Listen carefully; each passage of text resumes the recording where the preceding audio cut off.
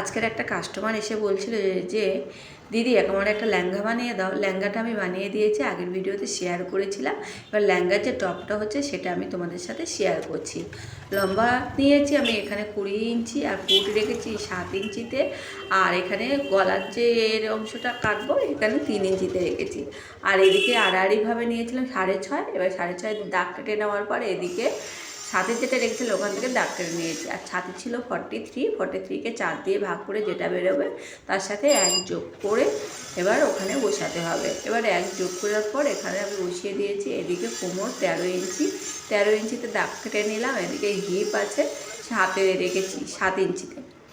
এদিকে কোমর 37 ছিল, 37কে 4 দিয়ে যেটা বেরোবে বসিয়ে দিয়েছি, তার সাথে 1 যোগ করে নিয়েছি। আর এদিকে দেখুন এখান থেকে টেনে নিয়েছি। আর হিপ ছিল 40কে 4 দিয়ে ভাগ করে যেটা বেরিয়েছে তার সাথে 1 যোগ করে নিয়েছি, সকলতে 1 যোগ করে নিয়েছি। এবারে এখানে 37 হচ্ছে কোমরটা ভাগ করে 4 দিয়ে এখানে বসিয়ে দিলাম। আর হিপ 40 এখানে 40 ভাগ করার পর 4 দিয়ে ভাগ করার পর যেটা বেরিয়েছে এটা বসিয়ে দিলাম। এবার বগলের অংশটা বেরোবে বন্ধুরা। এবার দেখুন আমি সমস্ত এখানে মেনশন করে দিয়েছি কত কি বেরিয়েছে না বেরিয়েছে আর কত যোগ করেছি। 1 যোগ করেছি। আর এখানে দেখুন এইভাবে বগলের অংশটা বের করে নিয়েছি। এইভাবে এবার কেটে নেব। এই ধরনের কেটে নিচ্ছি বন্ধুরা। এটা সামনের পার্ট, যেহেতু এটা তালপাট সমেত আমি কেটে নিচ্ছি। আর পিছনের পার্ট হলে একটু বাড়তি করে রাখতে হবে। আর এদিকে দেখুন যেটা বাড়তি কাপড় সেখান থেকে কেটে নিচ্ছি। আর ওইটা প্রথম দাগে থেকে সেলাই করতে হবে। এবার পিছনের পাটটা কেটে নিতে হবে। পিছনের পাটটা এইভাবে বসিয়ে নিতে হবে, বসিয়ে এইভাবে কেটে নিতে হবে বন্ধুরা। সমান করে কেটে নেওয়ার পর এখানে সামনের গলাটা যেহেতু 3-এ রেখেছিলাম, 3-এ রেখে তেসরাভাবে সামনে 6.5 কাটতে বলেছিল কাস্টমার। আমি 6.5 সামনে প্রথমে দাগ টেনে নিলাম, গোল গলা করতে বলেছিল। আর পিছনে 3 রাখতে বলেছিল।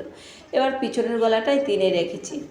এবার সামনের গলাটা ঘড়ঘড়ি দিয়ে আমি দাগ কেটে নেবো। আর যেহেতু পিছনের পাটটা কাটছে, এই পিছনেরটা ঘড়ঘড়ি দিয়ে দাগ কেটে নিয়েছি। এবার ঘড়ঘড়ি দিয়ে দাগ কেটে নেওয়ার পর একটা দাগ বসে যাবে, বসে গেলে এটা তুলে দিয়ে কেটে নেবো। আর এবার তোমাদের বোঝানোর জন্য আমি চকের দাগটা দিয়ে নেবো ভিতর থেকে। এবার দেখুন বন্ধুরা এইভাবে সমান করে কেটে নিচ্ছি। সমান করে কেটে নেওয়ার পর এবার ওপরের পাটটা তুলে নেব। তুলে নেওয়ার পর দেখুন বন্ধুরা ভিতরে দাগটা বসে গেছে।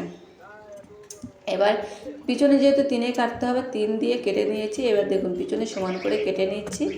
এবার সামনের পাট পিছনের পাট বেরিয়ে গেছে, পিছনের পাটটা সরিয়ে রেখেছি। এবার সামনের গলা 6.5। এবার এইভাবে এবার মেন কাপড়ে বসিয়ে নিতে হবে। বসিয়ে এটা পিছনের পাটটা আমি বসিয়ে কেটে নিচ্ছি সমান করে। আর সামনের পাটটা আমি কি করব, সামনের পাটটা বসিয়ে কাটবো না, সামনে একটা ডিজাইন হবে বন্ধুরা। এটা সেলাই করার পর বুঝতে পারবো কতটা সুন্দর ডিজাইন হয়েছে। প্লেন কাপড় অথচ ডিজাইনটা এতটাই সুন্দর হয়েছে।